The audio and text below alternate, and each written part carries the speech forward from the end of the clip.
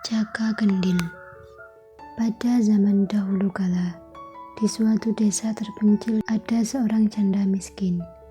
Ia mempunyai seorang anak laki-laki yang bentuknya menyerupai periuk untuk menanak nasi. Di Jawa Tengah, periuk untuk menanak nasi itu disebut gendil. Karena anak laki-laki itu menyerupai gendil, maka ia dikenal dengan nama Joko Gendil. Meskipun anaknya seperti gendil, namun sang ibu tidak merasa malu maupun menyesali.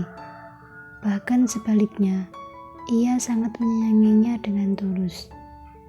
Ketika masih kecil, Joko Gendil seperti anak-anak seusianya. Ia sangat jenaka, sehingga disenangi teman-temannya. Pada suatu hari, ada pesta perkawinan di dekat desanya. Diam-diam Joko Gendil menyelinap ke dapur. Aduh, ada gendil bagus sekali. Lebih baik untuk tempat kue dan buah-buahan, kata seorang ibu sambil memasukkan bermacam-macam kue dan buah ke dalam gendil itu.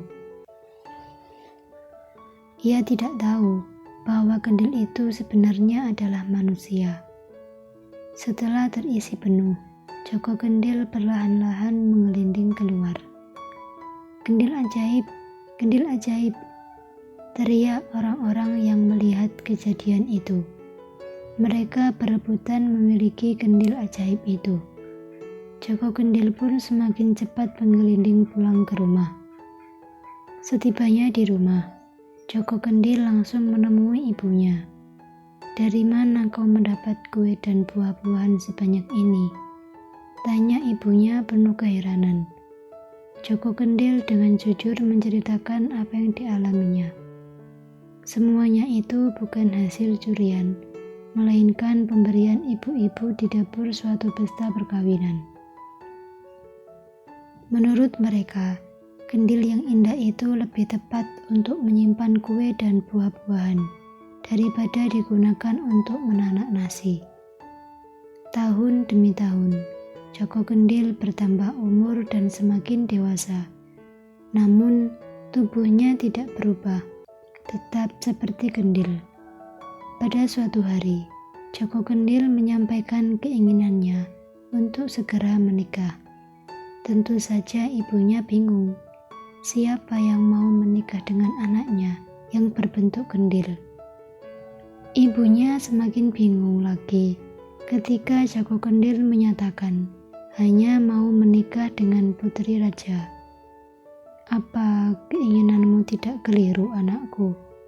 Engkau anak orang miskin, bentuk tubuhmu seperti gendil.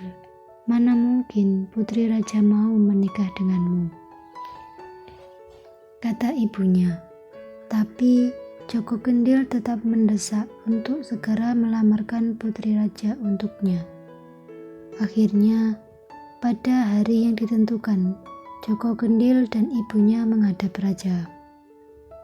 Sang raja mempunyai 3 orang putri yang cantik jelita. Ibu Joko Gendil dengan hati-hati menyampaikan bahwa maksud kedatangannya adalah untuk melamar salah seorang putri raja. Sang raja sangat terkejut, tetapi dengan bijaksana ia menanyakan jawabannya kepada ketiga putrinya itu. "Putriku, Dewi Kantil, Dewi Mawar, dan Dewi Melati. Adakah di antara kalian yang bersedia menerima lamaran Joko Gendil?" "Ayahanda, saya tidak sudi menikah dengan anak desa yang miskin itu," jawab Dewi Kantil ketus. "Saya pun tidak mau menikah dengan makhluk aneh itu. Saya hanya mau menikah dengan putra mahkota yang tampan dan kaya raya," jawab Dewi Mawar dengan nada sombong. Sang raja pun mengalihkan pandangannya kepada Dewi Melati. "Ayahanda, mohon restui saya. Lamarannya saya terima dengan sepenuh hati," jawab Dewi Melati. Mendengar jawaban Dewi Melati mengagetkan itu, sang raja pun sejenak. Ia tidak mengerti Apa yang mendorong Dewi Melati bersedia menjadi istri Joko Kendil? Namun, sebagai raja yang bijaksana, ia harus menepati janjinya. "Aku merestuimu, anakku," kata raja. Keputusan Dewi Melati ini langsung disampaikan kepada Ibu Joko Kendil. Akhirnya, perkawinan Dewi Melati dan Joko Kendil pun dilangsungkan dengan meriah. Joko Kendil pun resmi menjadi suami Dewi Melati dan mereka hidup berbahagia. Namun, kebahagiaannya selalu terganggu dengan ejekan dan cemoohan kedua kakaknya. "Lihat, suamimu Dewi Melati, jalannya menggelinding seperti bola," kata Dewi Kantil yang sengaja bicara dengan keras agar terdengar oleh adiknya. "Wajahnya jelek, tubuhnya aneh, lebih tepat untuk tempat buang sampah saja," sambung Dewi Mawar. Semua ejekan itu diterima dengan tabah dan penuh kesabaran oleh Dewi Melati. Pada suatu hari, raja mengadakan perlombaan ketangkasan dan keterampilan menggunakan senjata sambil berkuda. Seluruh keluarga kerajaan menyaksikan lomba itu. Akan tetapi, Joko Kendil tidak terlihat di arena perlombaan karena sakit. Dewi Melati pun duduk sendirian. "Hore, hore!" teriak para penonton membahana saat melihat para panglima dan pangeran dari berbagai negeri memperlihatkan keahliannya. Di tengah-tengah kemeriahan lomba ketangkasan, tiba-tiba penonton terpesona melihat kedatangan seorang kesatria tampan dan gagah perkasa yang sedang memasuki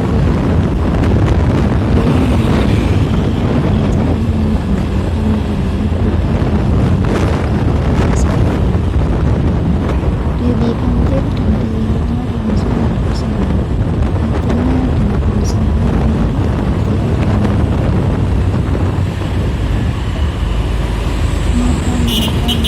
Dewi Mawar yang duduk termangu sendirian. Hanya kita yang pantas bersanding dengan pangeran tampan itu. Lihat, adik kita sedang termenung mengikirkan kendil pujaannya, ejek Dewi Mawar sambil mencibir ke arah Dewi Melati. Karena tak tahan menerima ejekan kedua kakaknya, maka Dewi Melati pun meninggalkan arena perlombaan dan lari ke kamarnya. Ketika masuk kamar, Dewi Melati tidak melihat suaminya yang terbaring sakit, melainkan hanya melihat sebuah kendil yang kosong. "Kendil ini yang membuatku selalu dihina sehingga membuatku sedih. Lebih baik kuhancurkan saja," teriak Dewi Melati sambil menghempaskan kendil itu ke lantai sampai hancur berkeping-keping. Depannya muncul seorang kesatria yang sangat tampan dan gagah perkasa, persis pangeran berkuda yang mempesona di arena lomba. "Siapa kamu? Mengapa ada di kamarku?" tanya Dewi Melati terkejut. "Akulah Joko Kendil suamimu," ucap sang pangeran. Sang pangeran pun menceritakan bahwa tubuhnya yang berbentuk kendil itu adalah kehendak dewata. Tubuhnya akan kembali seperti semula apabila ada seorang putri raja yang tulus bersedia menikah dengannya.